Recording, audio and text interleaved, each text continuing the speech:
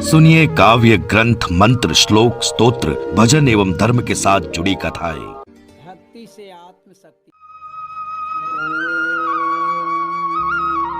एकदंताय विद्महे वक्रतुंडाय धीमहि तन्नो दन्ती प्रचोदयात्।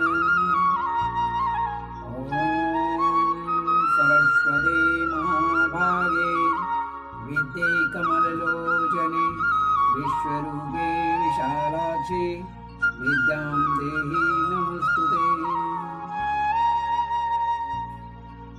शान्ताकारं भुजगशयनं पद्मनाभं सुरेशं विश्वाधारं गगनसदृशं मेघवर्णं शुभाङ्गं लक्ष्मीकान्तं कमलनयनं शोकविद्यानगम्यं वन्दे विष्णुभवरणं सर्वलोकैकनाथम्। या श्री स्वयं सुकृतिनां भुवनेश्वरलक्ष्मी पापात्मनां कृतिदयां हृदयेषु बुद्धि श्रद्धा शतं कुलजनप्रवशलज्जतां तं नतस्म परिपालयति विश्वम्। आज मैं श्रीमद् भागवत महापुराण के प्रथम खंड के तृतीय स्कंद के अथ 300 अध्याय अर्थात 25वां अध्याय, जिसमें देवहूति का प्रश्न तथा भगवान कपिल द्वारा भक्ति योग की महिमा का वर्णन है, इसे मैं आज आप लोग के सामने भागवत के अनुसार कथा करने जा रहा हूँ। इससे पूर्व मैंने महामुनि कपिल जी का जन्म का वर्णन किया था। देवहूति माता अब अपनी सारे सुखों को भोगने के बाद जब उन्हें आभास हुआ, ज्ञान हुआ कि मैं भक्ति से बहुत दूर हो गया हूँ, उन्हें अब अपने किए हुए कार्य से स्वतः ही विषाद होने लगी, तब वह देव भगवान कपिल जी के पास आई और उनसे अपने प्रश्नों का उत्तर पूछना आरंभ किया। क्योंकि अब कर्दम मुनि एकांत में कपिल देव जी से बात करने के बाद जा चुके थे वनवास में। अब तो इसी का वर्णन यहाँ पर है। अब भक्ति की क्या क्या कार्य होनी चाहिए, भक्ति में भक्ति कैसी की जाती है, इसी का इस संदर्भ में मैं अब भागवत के अनुसार बात कर रहा हूँ, कथा करने वाला हूँ। इसके बाद सारे महादादी आदि का वर्णन करते हुए कपिल मुनि अंत में अष्टांग योग का वर्णन करेंगे, जिसे अवश्य सुनिए। यह भी बहुत ही उपयोगी है और मन करने योग्य है, स्मरण करने योग्य है, क्योंकि भक्ति उसी के हृदय में आ सकती है जब तक उसकी बात होती है। इसलिए मेरे मित्रगण जो श्री हरि और जगदम्बा के अनन्य भक्त हैं, उन मित्रों को मैं प्रणाम करते हुए निवेदन करूंगा कि अगर कोई त्रुटि रह जाती है तो क्षमा करें और मार्गदर्शन करें। अगर सब्सक्राइब करना चाहें, कमेंट करके करना चाहें, जैसे भी मुझे निर्देश कर सकते हैं करें, ताकि मैं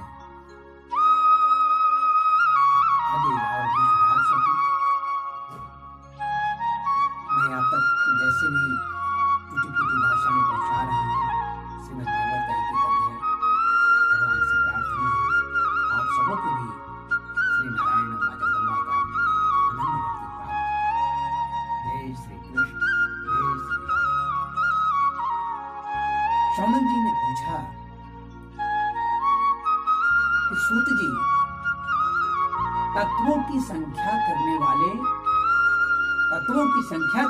भगवान कपिल साक्षात अजन्मा हैं और अजन्मा नारायण के अंशावतार हैं।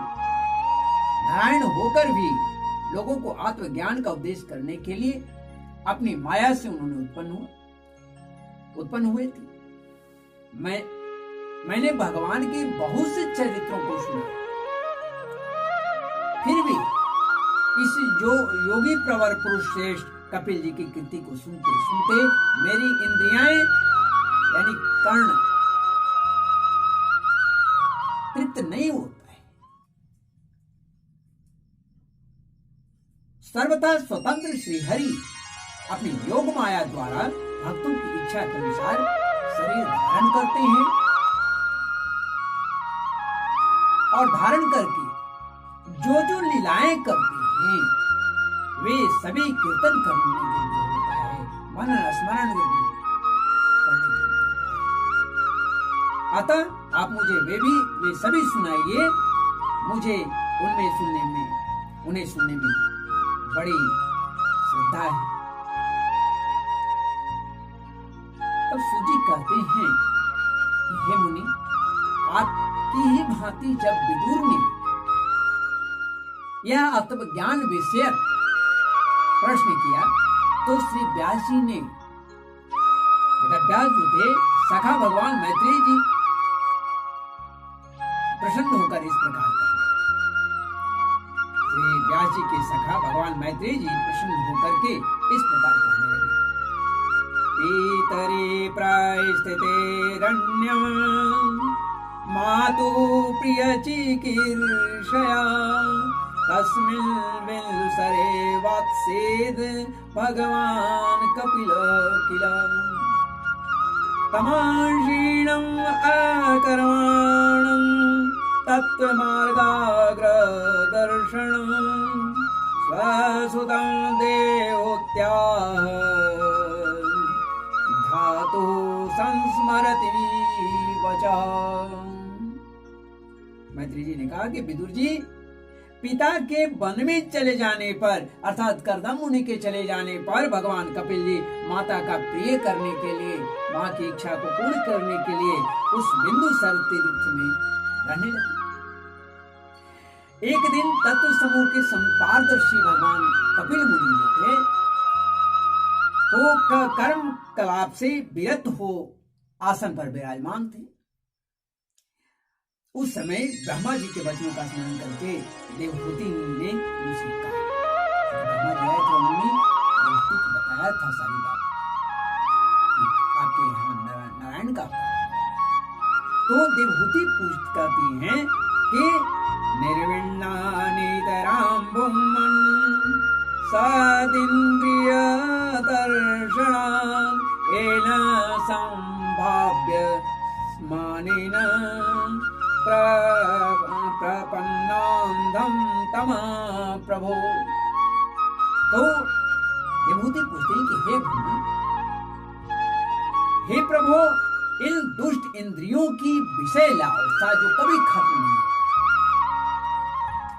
तो इस विषय लालसा से अब मैं ऊब गई, है ना, अब मैं ऊब गई हूं और इनकी इच्छा पूरी करते रहने से घोर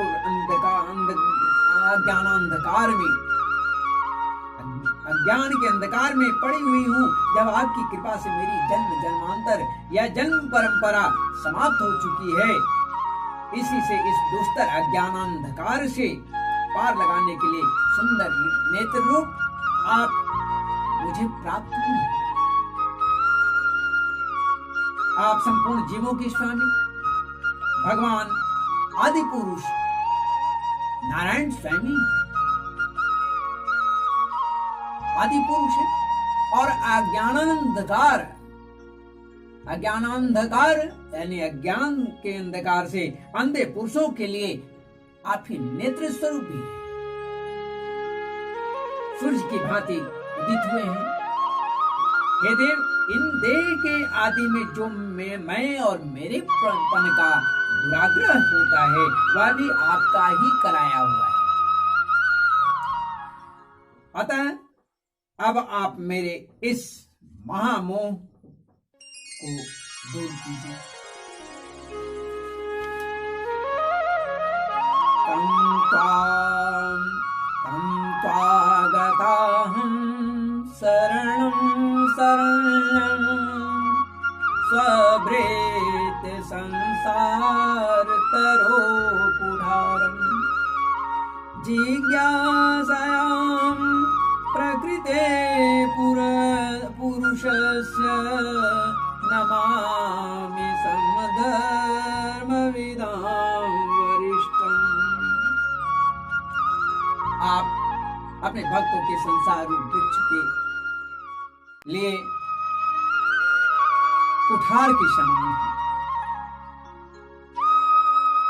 मैं प्रकृति और पुरुष का ज्ञान प्राप्त करने की इच्छा से आप शरणागत वत्सल की शरण में आया हूं। आप भागवत धर्म जानने वालों में सर्वश्रेष्ठ हैं। मैं आपको प्रणाम करता हूं। तो मैत्रेय जी कहते हैं कि इस प्रकार जब देवहूति ने अपनी जो अभिलाषा प्रकट किया वह परम पवित्र और लोगों की मोक्ष मार्ग में अनुराग उत्पन्न करने वाला, उसे सुनकर आत्माज्ञ जो आत्मा के जानकार हैं सत्पुरुषों की गति श्री कपिल जी उनकी मनी मन प्रशंसा करने लगे और फिर मृदु मुस्कान से सुशोभित मुखार बिंदे से इस प्रकार कहने लगे। भगवान कपिल जी ने कहा, माता, यह मेरा निश्चय है कि अध्यात्म योग ही मनुष्य के आत्यंतिक कल्याण का मुख्य साधन, जहां दुख और सुख की सर्वथा निवृत्ति हो जाती है। साध्वी सब अंगों से संपन्न उस योग का मैंने पहले नारदादि ऋषियों के सामने उनकी सुनने की इच्छा होने पर वर्णन किया था, वही अब मैं आपको सुनाता हूं। इस जीवन के बंधन और मोक्ष का कारण मन ही माना गया है। विषयों में आसक्त होने पर वह बंधन का हेतु होता है, कारण होता है, और परमात्मा में अनुरक्त होने पर वही मोक्ष का कारण बनता है। जब वह परमात्मा में तल्लीन होता है तो वही मोक्ष का कारण बन जाता है।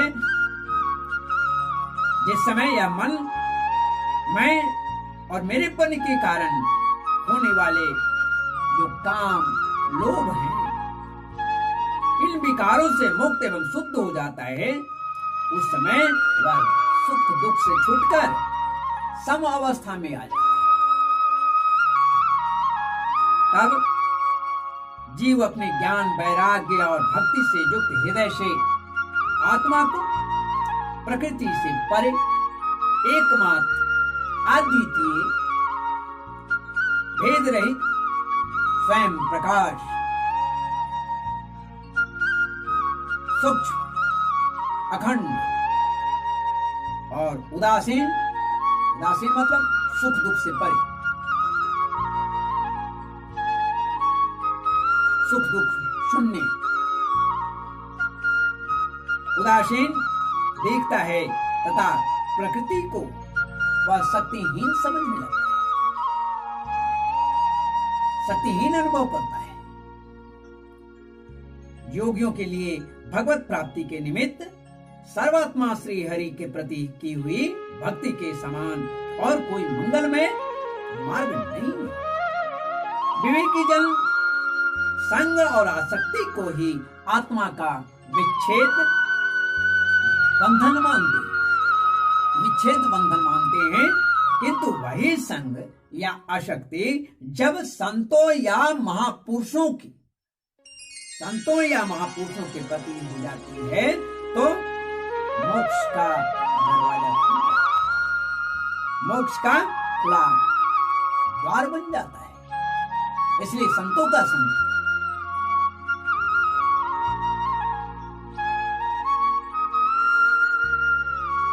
तितिक्षवा कारुणिका सौहृदा सर्वदेहिनां अजात शत्रवा शांता साधव साधुभूषण मय्यन्येन भावेन भक्तिं कुर्वन्ति दृढाम् मत कृते त्यक्त कर्माण त्यक्त स्वजन बांधवा। अब मैं तुम्हें बताता हूँ उसे जो लोग सहनशील दयालु समस्त देशधारियों के अकारण हेतु होते हैं, हेतु माने कारण होता है, अकारण बिना कारण के उसके मित्र होते हैं, कारण बनते हैं, किसी के प्रति भी शत्रु भाव न रखने वाले, शांत चित्त होते हैं, सरल स्वभाव वाले होते हैं और सत्पुरुषों का सम्मान करने वाले होते हैं, जो मुझ में अनन्य भाव से सुदृढ़ भाव से दृढ़ता पूर्वक प्रेम करते हैं, मेरे लिए संपूर्ण कर्म तथा सगे संबंधियों को भी त्याग देते हैं और मेरे परायण रहकर मेरे पवित्र कथाओं का वर्ण श्रवण कीर्तन करते हैं तथा मुझ में ही जो चित्त लगाए जाते हैं उन भक्तों को संसार के तरह तरह के जो ताप हैं कोई कष्ट नहीं पहुंचा सकता, क्योंकि वह समदर्शी होता है, सुख दुख से उसे कोई मतलब ही नहीं रह जाता है, मान अपमान से कुछ मतलब ही नहीं रहता है, तो वह तो उसको क्या फर्क पड़ता है जो नारायण में लगा हुआ है। अगर कहते हैं कि हे साध्वी, ऐसे ऐसे सर्व संग परित्यागी महापुरुष ही साधु होते हैं, तुम्हें उन्हीं के संग की इच्छा करनी चाहिए। साधु कौन है इसका परिभाषा आपको समझ आ जाए, क्योंकि वे आसक्ति से उत्पन्न सभी दोषों को हर लेने वाले होते हैं।